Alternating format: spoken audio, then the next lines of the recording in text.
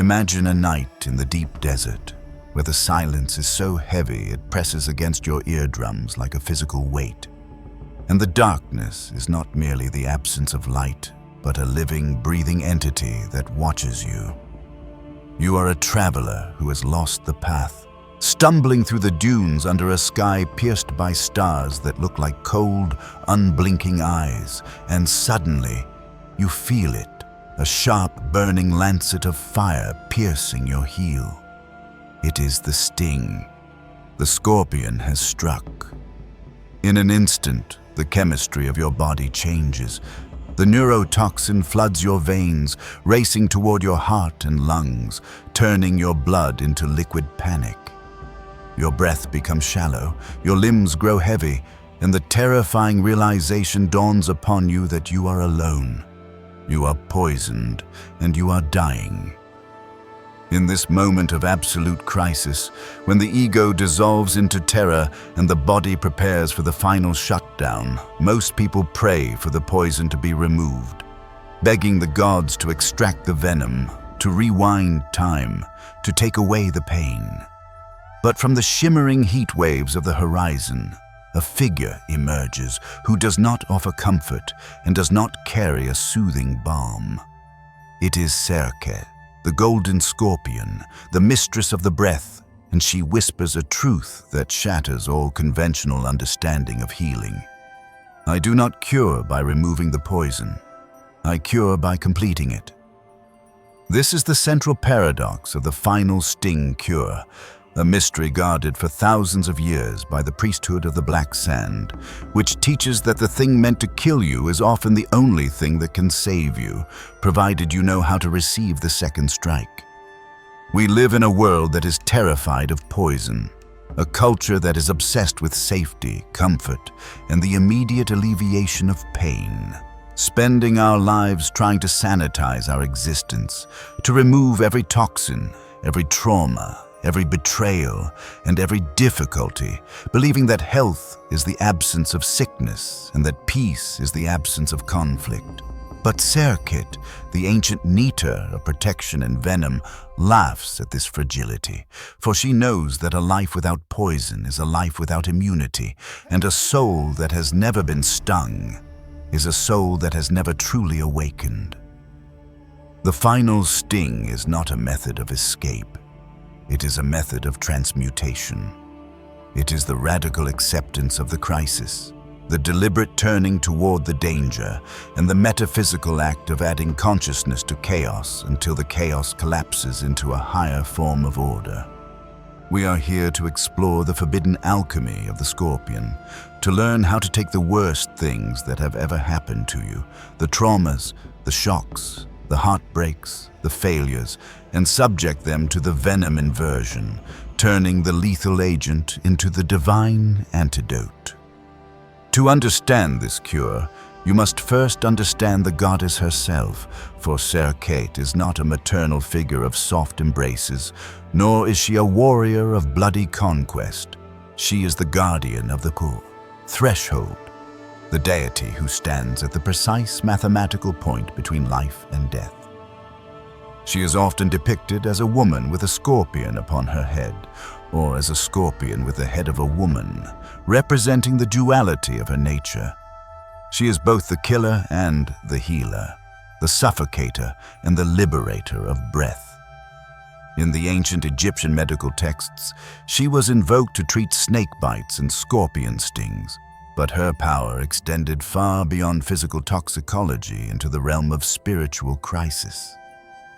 She governed the struggle for breath, that terrible moment when the lungs seize up and the spirit threatens to leave the body, making her the patroness of panic attacks, existential dread, and the dark night of the soul.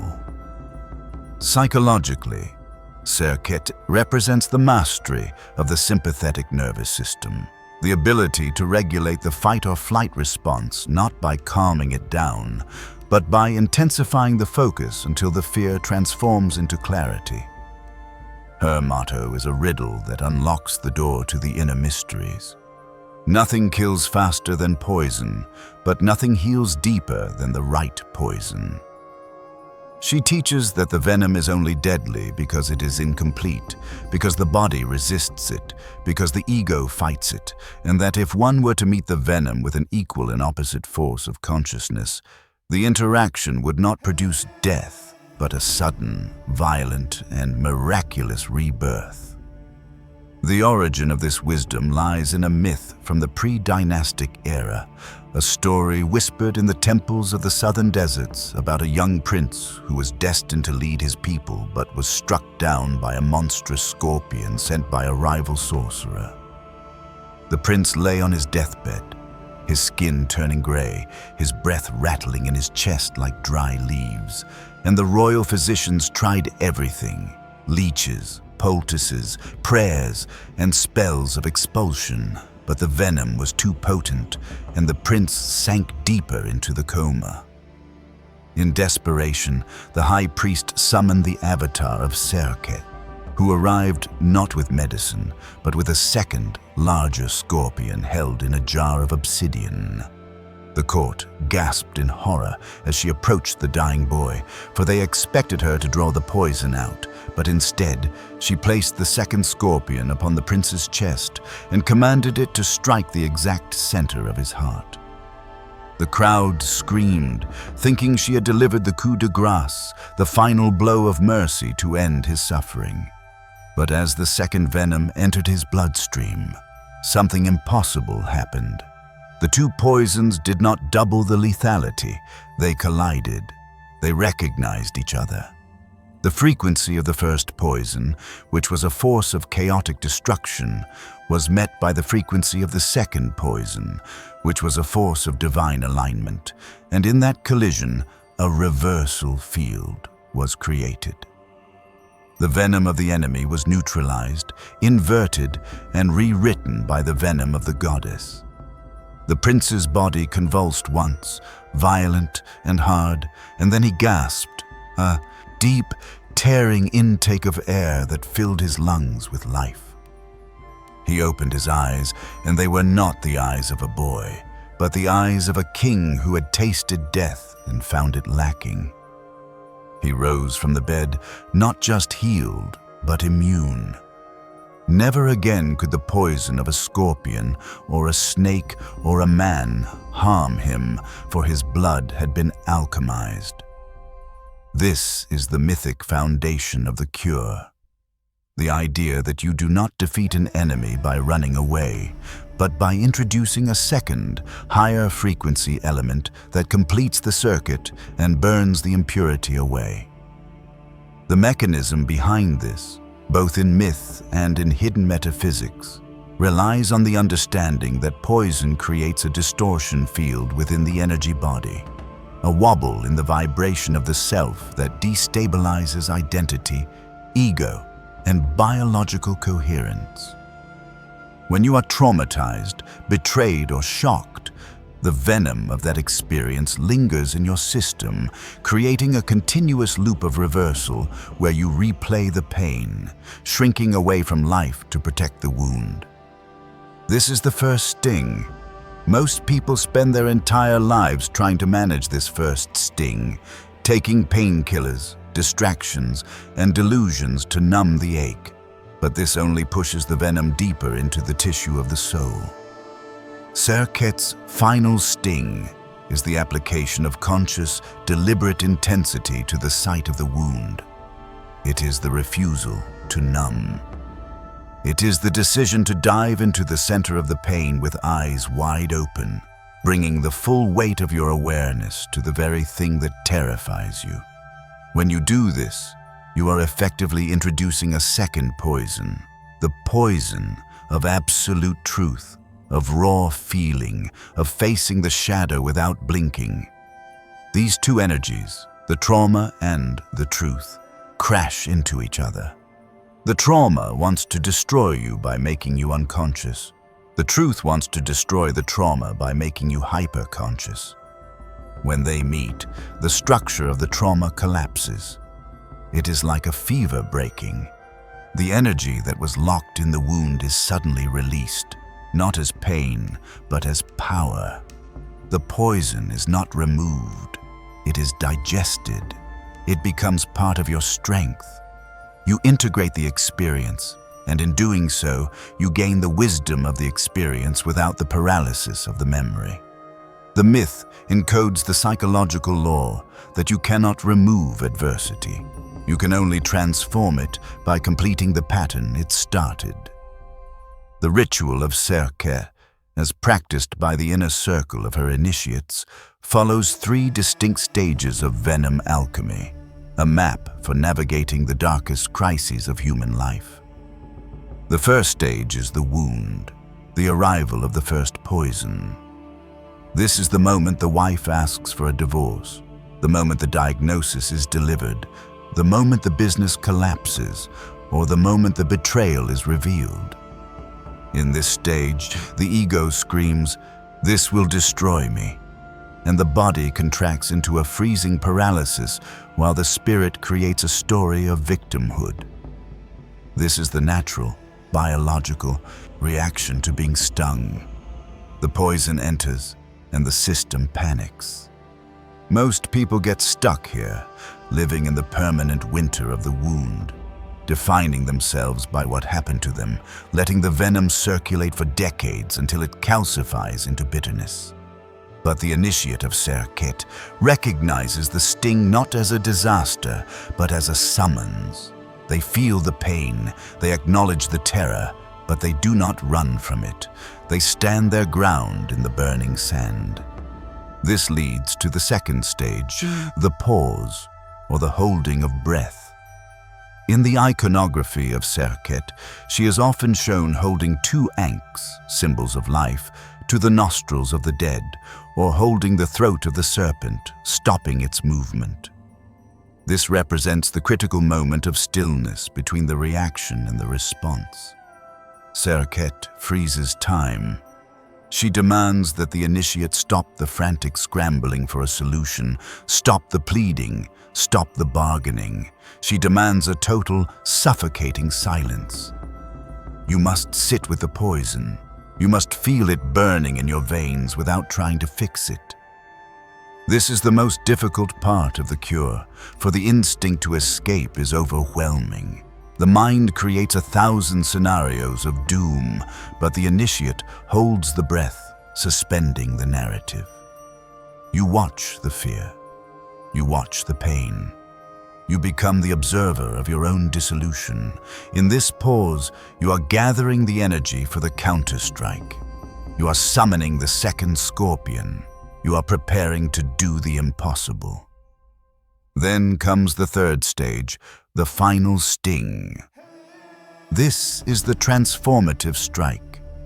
It is an act of supreme will where the initiate ceases to be the victim of the poison and becomes the master of it. You turn your attention fully into the wound and say, yes. You accept the reality of the loss, the pain, or the death of the old self so completely that the resistance vanishes. You do not just tolerate the suffering, you actively engage with it, asking it what it has come to teach you, demanding that it yield up its energy. You visualize the second sting piercing the heart of the trauma, injecting the golden venom of consciousness into the black venom of despair. In practical terms, this looks like the moment a grieving person decides to use their grief to build a legacy, or the moment a betrayed lover decides to keep their heart open despite the pain, or the moment a failure is reframed as a necessary lesson for a greater victory. The final sting is the reclamation of power. It creates a chemical shift in the brain and soul. The heavy, leaden feeling of depression ignites into the gold of motivation. The paralysis of fear explodes into the momentum of courage. The poison has been completed, and thus it ceases to be poison. We must ask why Serket uses poison to cure poison. Why not simply use light, or water, or love? The answer lies in the nature of immunity. If a mother protects her child from every germ, the child's immune system remains weak, and a simple cold can kill them. If a god, were to remove all your obstacles, all your pain, and all your enemies, you would remain a spiritual infant, fragile and incapable of holding high-voltage power. Serket is not interested in your comfort. She is interested in your evolution. She knows that removing the poison keeps the person fragile, dependent on external rescue, and terrified of the world. Transforming the poison, however, creates immunity. When you survive the sting and transmute it, you walk through the world with a different posture. You are no longer afraid of the dark because you have swallowed the darkness and turned it into light. You understand that pain is simply information, high-density data that the universe is sending you to force an upgrade in your operating system. Trauma is merely unfinished transformation. It is a chrysalis that you got stuck in. Serket cuts the chrysalis open with her pincer. She teaches that life's darkest blows hold hidden medicine, and that the very thing you are running from is the fuel you need to reach the next level of your destiny. Consider the scorpion itself, the creature that crawls through the myths of Serket as a living teacher of paradox. The scorpion is a survivor of the extremes. It thrives in the boiling heat of the day and the freezing cold of the night. It can survive for months without food, and it can endure levels of radiation that would kill a human. It is a symbol of absolute resilience. Its venom is a masterpiece of biological engineering, a substance that can kill a lion in excess, but in precision doses, has been used by ancient and modern medicine to treat heart conditions and target cancer cells. The scorpion teaches us that the difference between a poison and a cure is simply dosage and intent. Furthermore, the scorpion is not an aggressive hunter like the wolf. It is a creature of defense and boundaries. It does not sting unless you step on it. It carries a weapon at the end of its tail, not to conquer the world, but to define its space. Psychologically, this teaches us that our sting, our anger, our ability to say no, our capacity for dangerous force is not evil, it is necessary. A person without a sting is not virtuous, they are merely harmless. A person with a sting who keeps it sheathed is a master of peace. Serket wants you to find your sting, not to harm others, but to kill the weakness within yourself. She wants you to realize that your wounds hold wisdom and that your darkness holds the key to your light. The priests of the Black Sand Temple taught a doctrine known as Venom Inversion, which is the intellectual application of the final sting. They understood that a crisis creates a chemical, emotional, and spiritual shockwave, a distortion pattern. When you are in a crisis, your reality tunnels into a nightmare. You see only danger. You interpret every signal as a threat. Serket's principle is, complete the pattern, do not suppress it. If you suppress the pain, you freeze the distortion pattern in place, preserving the chaos in your subconscious. If you complete the pain by feeling it, expressing it, understanding it, and integrating it, you allow the pattern to resolve itself. This is similar to the Jungian concept of shadow integration, or the alchemical process of the conjunctio, the union of opposites. You cannot have the gold without the lead. You cannot have the resurrection without the crucifixion. You cannot have the cure without the venom. The priests would guide the initiate to view their suffering not as a punishment from the gods, but as a raw material, a base metal that had been delivered to their laboratory. Here is a ton of lead, the universe says. Do you have the fire to make it gold? The Venom Inversion is the process of saying yes and lighting the furnace. How do we apply this ancient magic to the modern human experience?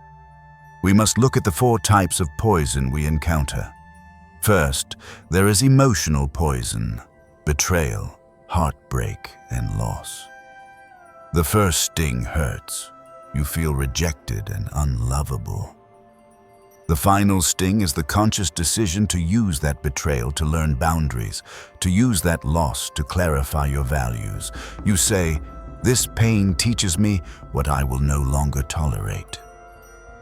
You invert the venom, and it becomes emotional immunity. You are no longer naive, you are wise. Second, there is mental poison, anxiety, doubt, and shame. The first sting makes you feel small and fractured. The final sting is to turn anxiety into hyper-awareness, to turn shame into radical authenticity. You stop hiding the flaw and start owning it. Yes, I am flawed, and in my flaw is my uniqueness. The venom becomes mental resilience. Third, there is social poison, manipulation, humiliation, and rejection by the tribe. The first sting makes you want to hide. The final sting is to use the rejection to build sovereignty, to learn that you do not need the applause of the crowd to exist. The humiliation burns away your ego, leaving only your true self standing. The venom becomes independence. And finally, there is spiritual poison, the dark night of the soul, the feeling that God has abandoned you. The first sting is despair. The final sting is the realization that the God you lost was just an idol, a false concept, and the silence you are falling into is the true face of the divine. The crisis tears open your intuition. The venom becomes awakening. In psychological practice, the final sting is the difference between passive recovery and active confrontation. Passive recovery is waiting for time to heal all wounds. Active confrontation is Serqet's way. It is journaling the truth without censorship, vomiting the poison onto the page until the mind is clear. It is allowing the wave of grief to hit you and screaming through it until it passes, rather than holding it back. It is reframing the trauma not as a tragedy that damaged you, but as an initiation that tested you. The first sting is what life did to you that is out of your control. The final sting is what you consciously choose to do with it, that is entirely within your control. Serqet's lesson is that courage is the antidote. Courage is not the absence of fear, it is the presence of fear and the decision to act anyway. She teaches that healing is a martial art. It is a combat sport where you grapple with your own demons and pin them to the mat, not to kill them, but to force them to whisper their secrets to you. This leads us to the cosmic interpretation, where we see that poison is a catalyst for the evolution of the universe itself. The universe evolves through friction. Stars are born from the collapse of gravity and the friction of particles. Diamonds are born from the crushing pressure of the earth. Life itself evolved from the chaotic soup of primordial chemicals. Chaos is a messenger. Pain is pressure to evolve. Poison is simply compressed information that forces a transformation. If the environment never challenged the organism would never develop new capabilities. If the soul were never stung, it would never develop depth. Serket is the agent of this cosmic pressure. She carries the venom because she loves the potential of what you can become. She sees the giant sleeping inside the dwarf, and she stings the dwarf to wake the giant. Her cure echoes the principles of the stars. Pressure creates light. Friction creates fire. Venom creates the cure. You are part of this cosmic dance. Your suffering is not meaningless. It is the friction necessary to polish the mirror of your soul so that it can reflect the infinite. Close your eyes and return to the vision of the desert. You are the traveler, but you are no longer dying. You have passed through the collapse. You have endured the stillness of the holding of breath, and now you are ready for the rebirth. The heat shimmering on the horizon coalesces into a form, towering, terrifying, and beautiful. Serket stands before you, her skin like burnished gold, her eyes filled with the ancient, pitiless compassion of the desert. She sees the wound on your heel, the place where life stung you, where the betrayal entered, where the trauma lives. She does not offer you a bandage. She reaches out with a hand that ends in the curved, sharp point of the scorpion's tail. She touches the wound. She delivers the final sting. You feel a shockwave of electricity, not pain, but power. The venom of your past meets the venom of your will, and they fuse. The darkness in your blood turns to gold. You take a breath, deep, full, and ecstatic. The fear is gone. The paralysis is broken. You rise from the sand, not as a survivor, but as a warrior. You are immune to the poisons of the world because you have mastered them within yourself. As Serket dissolves back into the wind and the red sand, you hear her final whisper echoing in the chambers of your new heart. The poison was never your enemy. Your fear of it was. You walk forward, into the night, no longer stumbling, for you have become the creature of the desert, able to navigate the dark, able to endure the heat, and carrying within you the secret knowledge that you can rise from anything, that you can turn pain into power, and that your greatest wound has finally become your greatest medicine. If this video resonated with you, let us know by commenting, "I understood it."